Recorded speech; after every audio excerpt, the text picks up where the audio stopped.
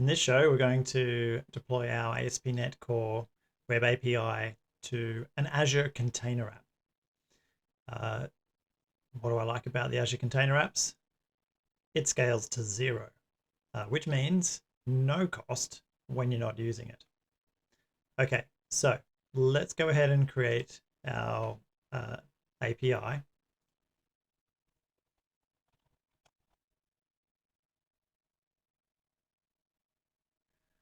All right, so we've got our API, which is just the standard out of the box weather forecast. I'll just very quickly run it so you can see it running locally.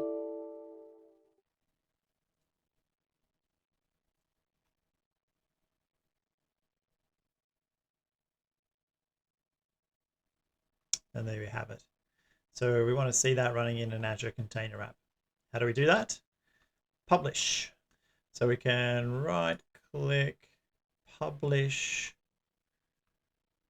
and we want to go to Azure, to an Azure Container App. This will be a Linux-based system, and there aren't any existing instances, so let's create a new one.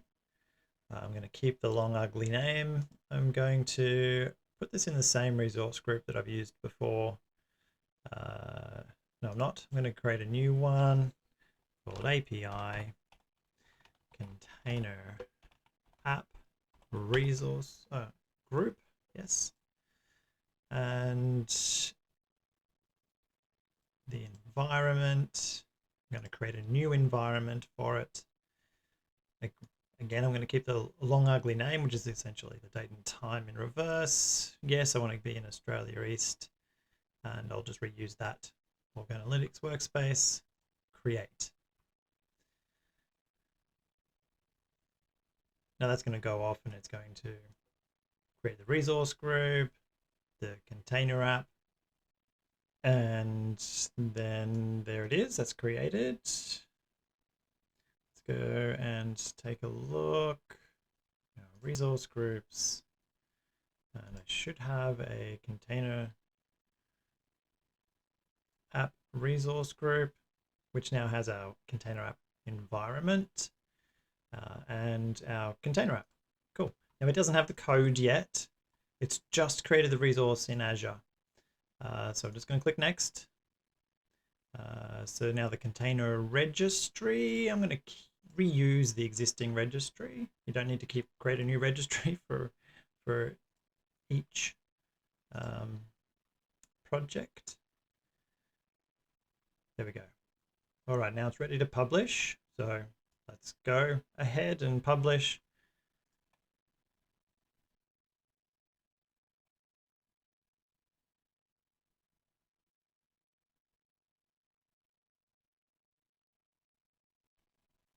All right, so then publish succeeded, and we can see here that it can't be found.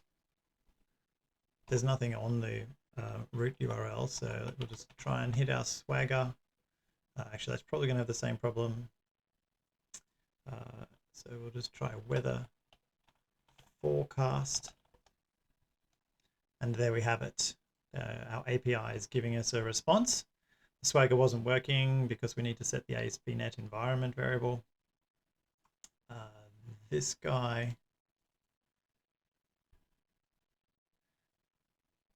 ASP.NET Core environment. Right.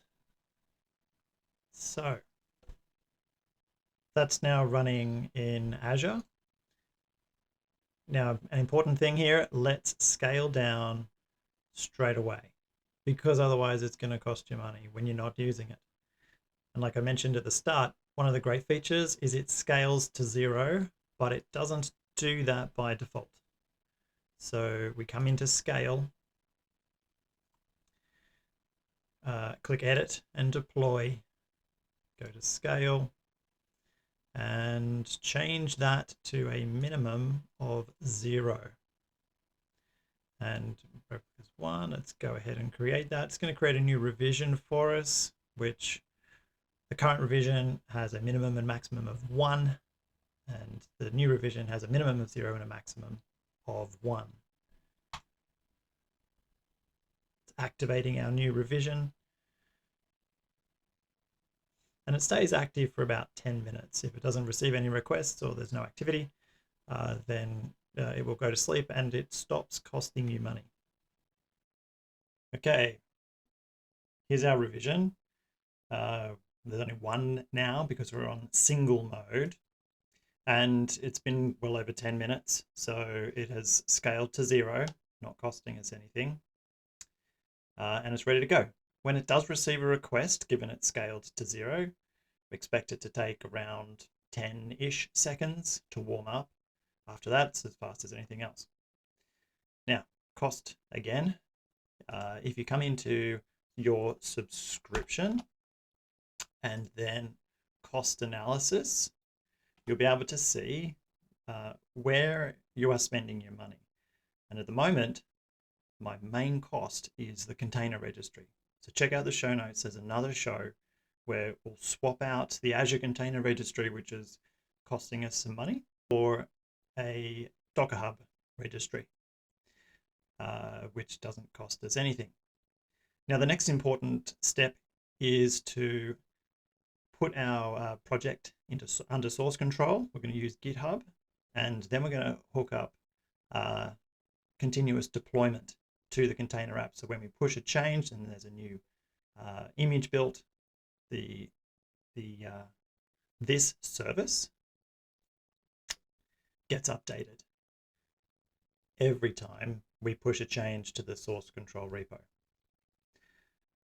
I'm putting that in a different show because I like to keep these shows 10 minutes-ish. And yeah, there's a fair bit to that. We're also going to explore Microsoft Entra because that is what is used to set up permissions to do the deployment.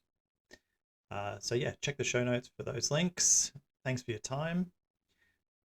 Be kind, stay curious, and go create something awesome.